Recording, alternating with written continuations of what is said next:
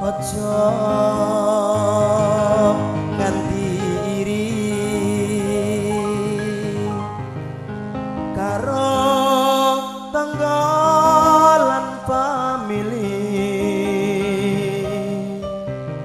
Muga urip kita bisa mukti.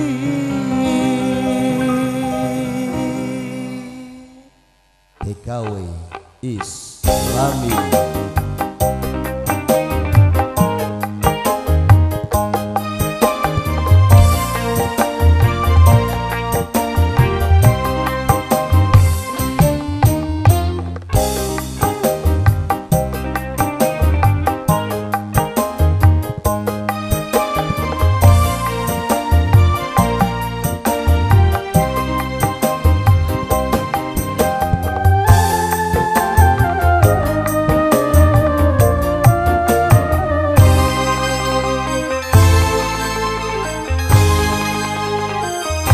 Urip ana ngalam donya ibarate ya mung mampir ngombe. Mulaya ayo dilarani maksiate bareng-bareng mempeng nyipatae.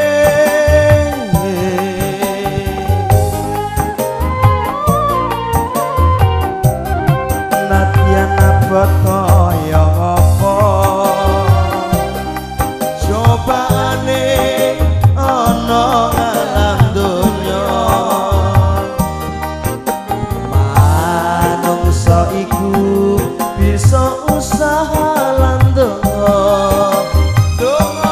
marang Gusti kang kuwasa.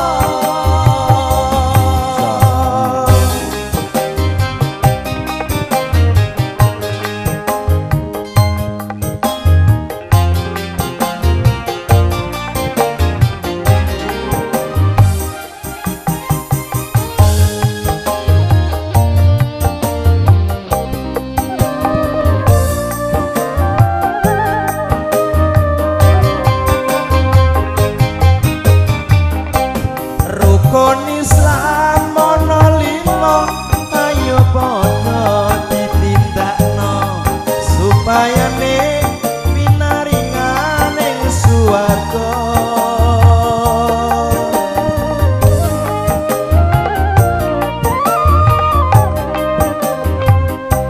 Rukun tangga dadi jaga, aja seneng tukaran supayane bakal entuk katentreman. Aja nganti iri karo tangga lan famili. Muga urip kita bisa mukti. Nadyan abot kaya ngapa cobaane ana ngalam donya. Manungsa iku bisa usaha lan donga marang Gusti kang kuwasa.